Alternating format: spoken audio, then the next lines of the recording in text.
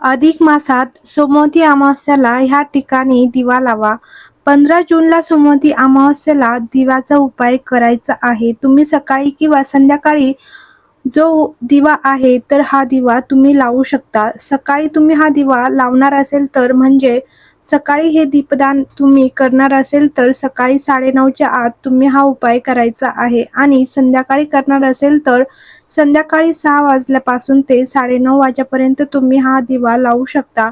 अमावस्येच्या दिवशी आपल्या आयुष्यातील अंधार दूर करण्यासाठी, आपल्या जीवनातील सर्व अडचणी, संकट, नकारात्मकता दूर करण्यासाठी, या संपूर्ण अधिक मासाचे शुभ फळ प्राप्त करण्यासाठी आपल्याला हा उपाय करायचा आहे. जरी तुम्ही अधिक महिन्यामध्ये कोणतीही सेवा केली नसेल, तुमच्याकडून कोणतीही सेवा झाली नसेल, काही कारणाने सेवा करणे शक्य होत नाही, तुम्ही कोणतीही सेवा केली नसेल तर फक्त हे एक दीपदान तुम्ही नक्की करा.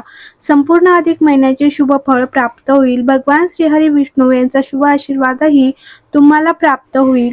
या अधिक महिन्यातील अमावस्येच्या दिवशी 33 पीठांच्या दिव्यांचा दीपदान करायला खूप मोठं धार्मिक महत्त्व आहे. कारण अमावस्येला दीपदान करणं विशेष मानलं जातं. एवढंच नाही तर हे दीपदान आपल्या घरातच 5 ठिकाणी केल्याने अनेक जन्मांची पापे नष्ट होतात. आपल्या धर्मग्रंथामध्ये उल्लेख केलेला आहे की एवढेच नाही तर हा उपाय केल्याने आपल्या घरात सकारात्मक ऊर्जा निर्माण होते आणि घरात अखंड लक्ष्मी वास करते. हा उपाय केल्याने कोणते शुभ फळ प्राप्त होतात तर बघा, अधिक महिन्यातील सोमवती अमावस्येच्या दिवशी केल्याने भगवान विष्णू आणि माता पार्वती तसेच भगवान शिवशंकर यांचा आशीर्वाद हा देखील प्राप्त होतो. घरातील गरिबी, दरिद्रता, इडापिडा देखील दूर होते. अधिक मासाचे फळ देखील प्राप्त होते. एवढेच नाही तर 33 कोटी देवतांचा आशीर्वादही आपल्याला प्राप्त होतो. 33 कोटी देवतांचे प्रतीक मानले जातात आणि 33 दिवे म्हणजे साक्षात ज्ञानाचा, सकारात्मकतेचा आणि देवी शक्तीचा प्रकाश मानला जातो. जेव्हा तुम्ही या सोमवती अमावस्येला हे दीपदान करता तेव्हा तुमच्या आयुष्यातील आणि तुमच्या घरातील संकटांचा अंधार हा कायमचा दूर होतो. असं म्हटलं जातं की अधिक महिन्यामध्ये आपण जे काही मोठे दान करतो, मग ते दीपदान असेल, पाणीदान असेल, वस्त्रदान असेल, त्याचे फळ आपल्याला अनेक पटीने मिळत असते, अशी आपल्या पूर्वजांची दृढ श्रद्धा होती. जेव्हा तुम्ही हा उपाय तुमच्या घरात करता तेव्हा घरातील प्रखर पितृदोष हा देखील दूर होतो. कुटुंबातील सर्व सदस्यांना प्रत्येक कामात यश मिळू लागते. हा उपाय करण्यासाठी सोमवती अमावस्येला सकाळी लवकर उठून स्नान करावे. देवघरातील देवांची विधिवत पूजा करावी. ह्या दिवशी देवांना पंचामृताने, दुधाने अभिषेक करून देवघरामध्ये अगरबत्ती लावून घरातील वातावरण हे प्रसन्न करावे. यानंतर हा उपाय करावा. सांगितल्याप्रमाणे सकाळी किंवा संध्याकाळी हा उपाय तुम्ही करू शकता. जेव्हा तुम्ही तुमच्या देवघरामध्ये हा उपाय करणार आहे तेव्हा तुम्हाला सर्वप्रथम देवघरामध्ये तो दिवा तुम्ही नेहमी लावतात तर तो लावून घ्यायचा आहे आणि यानंतर ह्या उपायाची सुरुवात करायची आहे. आता हे 33 पिठाचे दिवे कसे तयार करायचे तर घरातल्या स्त्रियांनी थोडंसं गव्हाचं पीठ घ्यायचं आहे. त्यामध्ये थोडासा गूळ, तूप, तेल मिसळून पीठ व्यवस्थित मळून घ्यायचे आहे. चिमूटभर हळद सुद्धा पिठामध्ये टाकायची आहे. मीठ अजिबात टाकू नका. त्यानंतर पिठापासून 33 कणकेचे दिवे तयार करावे. अगदी छोटे छोटे दिवे तुम्ही तयार करू शकता.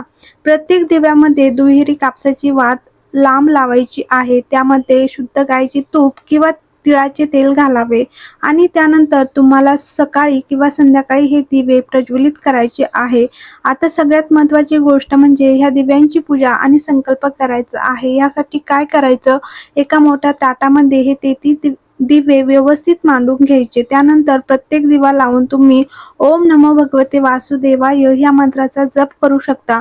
दिवे प्रज्वलित केल्यानंतर डोळे बंद करून आपल्या कुटुंबाच्या कल्याणासाठी, प्रगतीसाठी आणि घरात सुख, समृद्धी, ऐश्वर्य नांदण्यासाठी, पितरांच्या मुक्तीसाठी आज मी हे 33 दिवे दीपदान करीत आहे अशी प्रार्थना करायची आहे.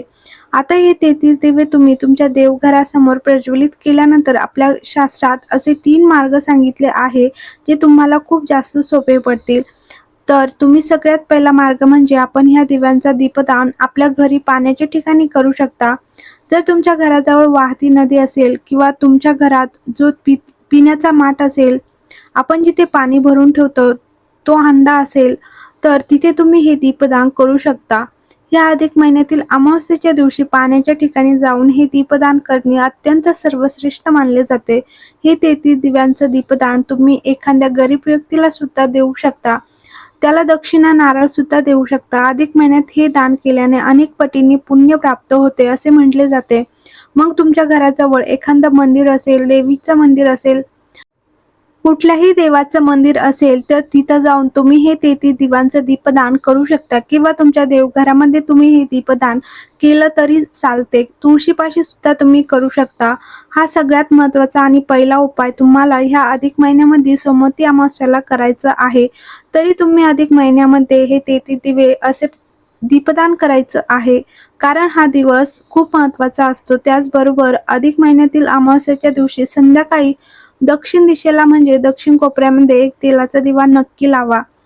मनोभावे पितरांचे स्मरण करून त्यांचा आशीर्वाद घ्या. त्यानंतर दुसरा दिवा हा तुळशीपाशी सुद्धा लावा. घरात सकारात्मक ऊर्जा राहते. माता लक्ष्मीची कृपा ही सदैव टिकून राहते. म्हणून तुळशीपाशी सुद्धा एक दीपदान तुम्हाला करायचे आहे.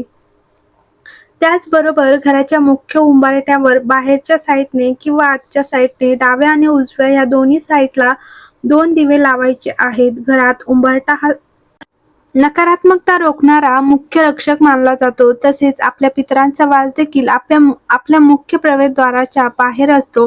त्यामुळे आपल्या पितरांना मुक्ती मिळते. अमावस्येच्या दिवशी सकाळी तांब्याच्या भांड्यात शुद्ध पाणी घ्यावे. त्यात थोडे काळे तीळ, कच्चे दूध आणि गंगाजल घालावे. हे पाणी पिंपळाच्या मुळाशी अर्पण करावे आणि आपल्या चुकांबद्दल पूर्वजांकडे क्षमा मागावी. असे मानले जाते की पूर्वज काळ्या तिळाशिवाय पाणी स्वीकारत नाही. सोमवारी भगवान शिवांची विशेष पूजा करावी. सोमवती अमावस्येला भगवान शिवांचा जलाभिषेक करावा. बेलपत्र, धोत्रा आणि गाईच्या तुपाचा दिवा लावा. यामुळे कुटुंबात सुख, शांती आणि आरोग्य वाढते.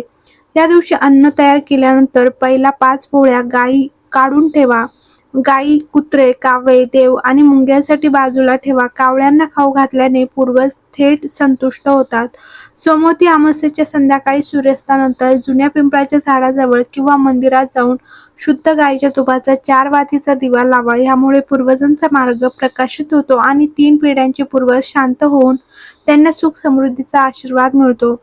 ज्येष्ठ अधिक महिन्याच्या अमावस्येला सोमवती अमावस्या ओम नमः शिवाय, ओम नमो भगवते वासुदेवाय हे मंत्र भक्तिभावाने म्हणावे आणि पूर्वजांच्या शांतीसाठी गायत्री मंत्र ओम पितृगणाय विद्महे जगतधारिणी धीमहि तन्नो पितृ प्रचोदयात म्हणावे. शुभ मानले जाते.